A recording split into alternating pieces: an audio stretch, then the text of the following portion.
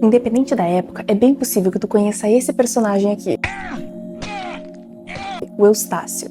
Ele é um dos protagonistas de Coragem, o Cão Covarde, um desenho animado que gerou, muito pavor nas crianças e nos adolescentes da época por explorar temas de terror de uma maneira um pouco diferente. As coisas assustadoras acontecem em lugar nenhum. Depende do Coragem salvar sua nova casa. E esse desenho ele é tão complexo que ele não é simplesmente um julgado, um vomitar de horror. Não, pelo contrário. O criador fez uma série de referências, inclusive a Edgar Allan Poe. Seja como for, uma coisa que chama atenção é que Eustácio odeia o Coragem. Cachorro idiota, você me fez parecer mal. Por mais que a gente tenha demonizado ele na infância e pensado, meu Deus, por que esse senhor idoso é tão amargurado? Afinal de contas, o Coragem é só um animalzinho, o cãozinho da família. Por que tanta revolta em cima dessa figura? A verdade é que, demonizando a gente ou não, ele não é tão diferente do que a gente é. Particularmente, quando a gente observa a rotina do Eustácio, ele parece um homem competente no seu ofício, com uma vida rural e até pesada. Ele tá sempre andando de caminhão, fazendo alguma coisa, consertando alguma coisa na fazenda ou tendo que ir até a cidade para buscar mantimentos. Os trabalhos que ele faz podem ser considerados até um pouco exacerbados, pesados, em demasia para uma pessoa na terceira idade que a gente já supõe que vai descansar um pouco mais. Porém, há uma questão que chama atenção dentro de tudo isso. Na vida de Eustácio, não há espaço para o desenvolvimento da individualidade dele. Isso é, da subjetividade, de um aspecto frutífero no quesito emocional e até na exploração de alguma coisa que ele efetivamente goste, de modo simbólico. Ele é um homem do campo, que se ocupa de coisas do campo, trabalhos manuais, ofícios que exigem do corpo, trabalhar, sistematizar, realizar. E a parte simbólica, possivelmente esquecida, muito antes daquilo que a gente pode simplesmente resgatar rapidamente, e que ele mesmo conseguiria fazer esse movimento. Aí tu vai pensar, eu não tenho esse tipo de problema. Não tenho problemas emocionais, problemas para simbolizar e divagar nas ideias e até mesmo me dissociar da prática. Seja lá se tu for ou não um sujeito mais praticável ou um sujeito mais metafísico, mais dado ao mundo das ideias, Eustácio tem um ponto em comum entre todos os seres humanos. Ele pode ser considerado até mesmo um arquétipo. E lá vou eu dizer que arquétipo, meus queridos amigos, não se trata de um conceito espiritual, como cai no senso comum. O arquétipo ele tem uma origem na filosofia. A gente começa com Platão, no mundo das ideias, na noção de que existe algo subjacente, algo anterior a esse mundo sensível, que é a verdade.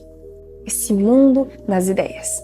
E posteriormente, Kant, tão sistemático na sua tentativa de sistematizar a metafísica, compreende que existe o a priori e o a posteriori. Todo fenômeno, toda essa coisa que a gente vê apresentada diante dos nossos sentidos, tem uma origem, uma raiz. As coisas não seriam mera arbitrariedade que surgem, e por isso Eustácio é essa forma primordial, vazia, não preenchida, e que é preenchida a partir das nossas experiências.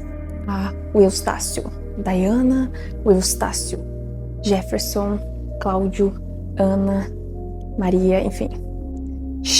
Eustácio X pessoas, tá bom?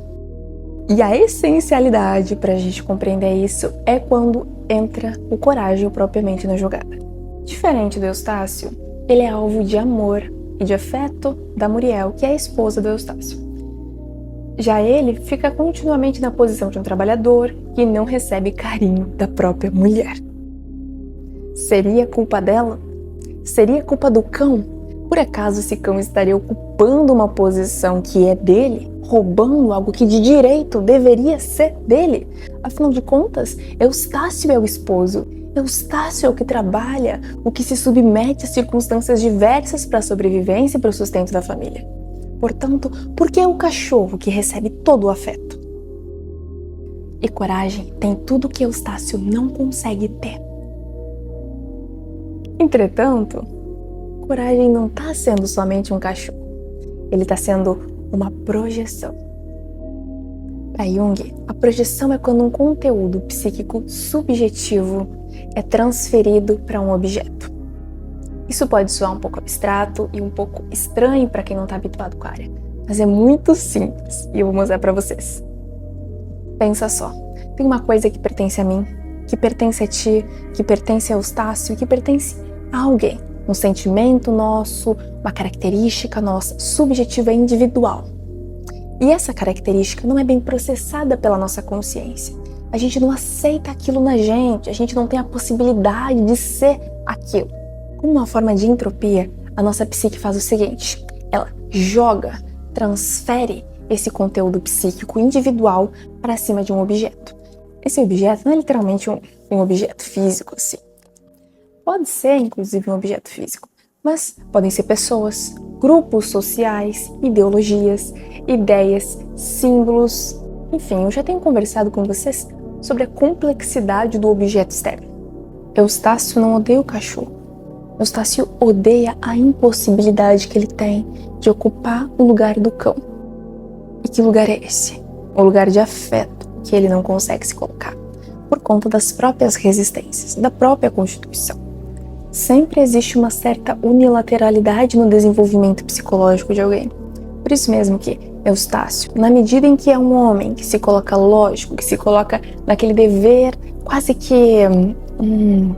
de labor, de um papel, não consegue se flexibilizar diante do amor. Do amor simples que é dado para um cachorrinho. O interessante é que a projeção é um dos fenômenos mais comuns que existem na vida psíquica. Mais comuns. Ela basicamente está em quase tudo que tu conseguir pensar. Nas coisas que a gente gosta e desgosta. Naquilo que nos atrai subitamente de uma primeira vista, da mesma forma daquela coisa que nos repele instantaneamente. Seja uma pessoa, uma ideia, um grupo, um objeto, alguma coisa. E isso não é necessariamente ruim, porque vai atravessar a nossa vida. Ela está crucificada a partir da projeção. No entanto, o grande problema é quando essas relações que a gente tem com esses objetos ficam sujeitas somente à projeção. Porque a projeção sempre vai ser uma relação irreal. Eu não estou vendo o objeto, eu não estou vendo a pessoa, o conceito, eu não estou vendo o cachorro. Eu estou vendo aquilo que me falta, eu estou vendo o meu conteúdo em cima daquele objeto. E por isso que uma relação que é construída a partir de uma projeção tende a ser superficial. Agora, uma relação que começa numa projeção que é completamente normal, ela precisa se desenvolver, ela precisa ser aprofundada. Cachorro idiota, você me fez parecer mal. E o pobre Eustácio só queria aquele lugar de afeto que ele mesmo se impedia de ocupar também. Pesadas. Eu espero que vocês tenham conseguido pensar sobre algumas projeções que vocês podem realizar.